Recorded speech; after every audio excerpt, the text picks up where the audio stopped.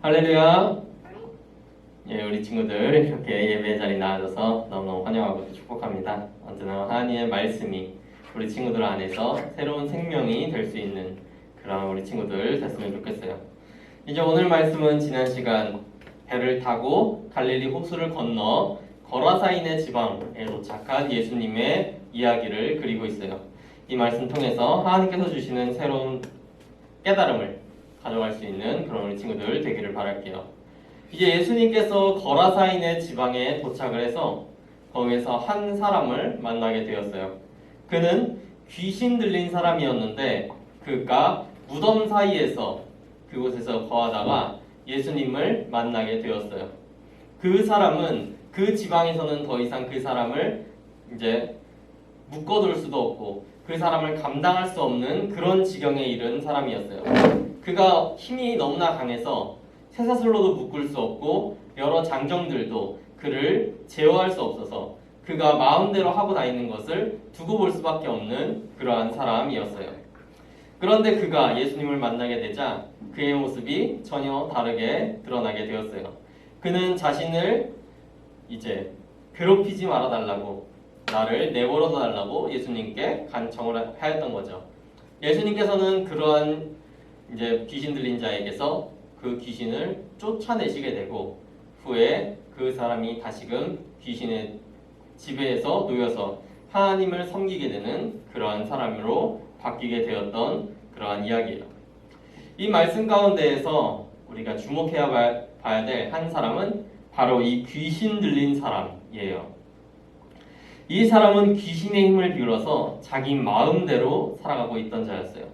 그는 자기가 무엇을 하든 다른 사람들이 자기를 막을 수 없다는 것을 알기 때문에 그 힘에 취해서 더욱 마음대로 살아가고 있었던 자였어요. 그런데 이것은 자기의 힘이 아니라 귀신의 힘을 힘입어서 그러한 일이 가능했던 거예요.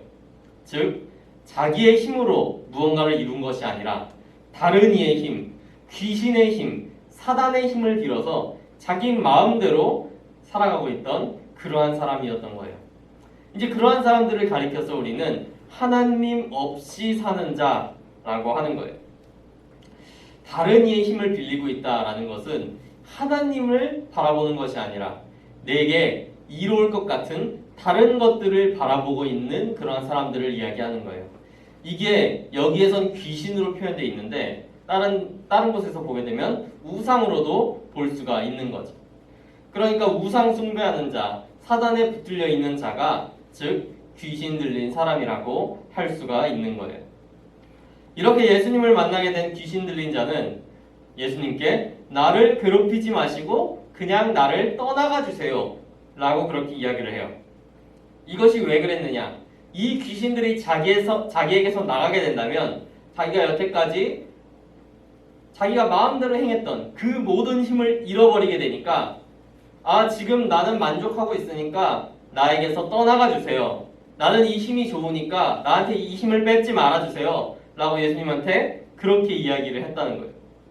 즉 예수님께서 와서 너도 이제 하나님 안으로 같이 와서 생명으로 들어가자 라고 이야기했는데 아니요, 나는 내 마음대로 살고 싶어요. 나는 하나님 뜻대로 살고 싶지 않아요 라고 하나님의 초청을 거절한 거죠. 그렇다면 그는 과연 행복한 사람이었을까?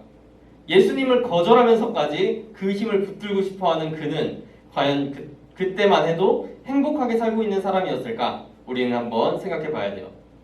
아까 그를 만났던 곳이 어디라고 말씀에 기록되어 있었죠? 무덤 사이라고 나와 있어요. 그는 그 주변에 살고 있는 거예요. 집에서 살지 못하고 무덤 사이에 살고 있으며 여기저기에서 괴성을 지르고 자기 몸을 자해를 하고 있는 그런 사람이에요.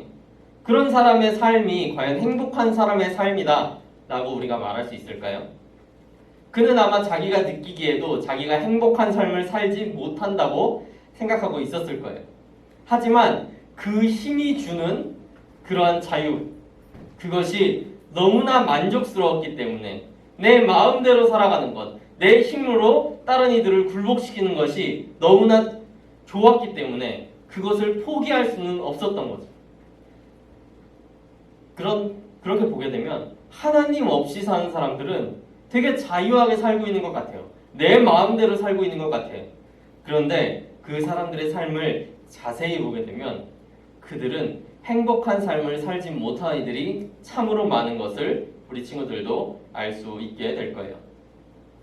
예수님께서 그 귀신의 이름을 물었는데 그 귀신이 자기가 군대라고 했어요. 그러면서 이야기하기를 자기들이 많음이니이다 라고 이야기를 한 거예요. 즉, 그 귀신 들린 사람 안에 있는 귀신은 하나가 아니고 수많은 귀신이 그 안에 있었다는 이야기예요. 이것은 그가 의지하고 있는 것이 하나가 아니고 정말 많은 것들, 하나님 외에 많은 것들을 그는 그것만 바라보고 있었던 거예요. 아, 내가 이걸 잡으면 행복하겠구나. 아니다, 내가 이거를 바라보면 행복하겠구나. 아니다, 난 이것을 얻으면 행복할 거야 라고 말하면서 하나님 아닌 것들, 그런 것들만 꾸준히 자기 안에 채워놨던 거예요. 그렇게 채워봤는데 자유한 것 같아. 그렇게 하니까 마음대로 살 수 있는 것 같아.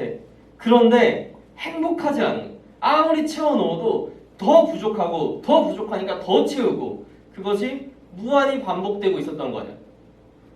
그러한 사람이었기에 그는 군대 귀신에 들린 그러한 자가 되게 되었던 거죠. 우리가 목이 마를 때 우리는 물을 마셔야 돼요. 근데 혹시 그 물이 바닷물이면 어떻게 될까? 우리가 그것으로 갈증을 채울 수 있을까? 소금물은 우리가 마시게 되면 그 마신 것보다 더 많은 양을 우리의 몸에서 빼앗아가요. 그래서 바닷물로는 우리의 탈수 증상, 갈증을 해결할 수가 없어요.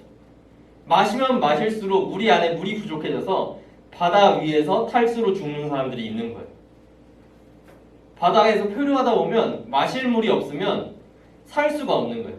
그 아래에 얼마나 많은 물이 있는데 그것으로는 살 수가 없는 거예요. 그런 것처럼 우리는 이 땅에서 항해하는 사람과 마찬가지예요. 우리는 바다 위를 둥둥둥둥 떠다니고 있어요. 그럼 우리가 목마를 때 우리가 마실 수 있는 진짜 물은 바닷물이 아니라 우리에게 주어지는 생명의 물, 그것이 우리를 살릴 수가 있는 거예요. 다른 물들, 바닷물로 우리의 갈증을 채우려고 한다면 마시고 마셔도 우리의 갈증은 채워지지 않고 결국 바다 위에서 그 많은 물을 바라보며 탈수로 죽을 수밖에 없는 거예요. 그러니까 우리 친구들은 참된 생명수, 우리 안을 진짜 채우고 우리를 행복으로 인도할 수 있는 예수 그리스도를 우리 마음 안에 챙겨야 하는 거예요.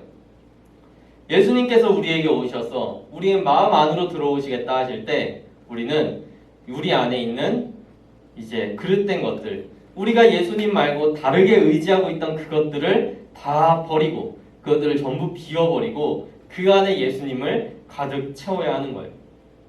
우리 친구들이 무엇을 의지하고 있는지는 전사님도 잘 모르겠어요. 우리 친구들 각각의 마음속에 제일 중요한 무언가가 있을 거고 내가 이것으로 산다 라고 말할 수 있는 무언가가 있을 거예요. 하지만 우리 전사님은 바라기를 우리 친구들의 그것이 예수님이 하나님이 되었으면 좋겠어요. 그렇게 될 때 하나님께서 부어주시는 성령의 능력, 그 놀라운 은혜가 우리 친구들이 삶에서 경험할 수 있는 그런 우리 친구들이 될 거예요. 이렇게 거라사인의 지방에서 만났던 이 사람은 예수님을 만남으로 말미암아 이 군대 귀신에서 해방되었고 그 사람은 그 뒤에 예수님의 말씀을 전하는 복음을 전하는 사람이 되었어요. 이렇듯 예수님을 만나서 이러한 군대 귀신 우리가 붙들고 있는 거짓된 것들을 놓고 예수님을 채우게 되면 삶이 변화되는 것을 경험하게 될 거예요. 우리 친구들이 그러한 삶의 주인공들이 돼서 언제나 행복한 삶만을 살아갈 수 있는 그런 우리 친구들 되기를 바랄게요. 자, 우리 들은 말씀 생각하면서 잠깐 기도하도록 하겠습니다.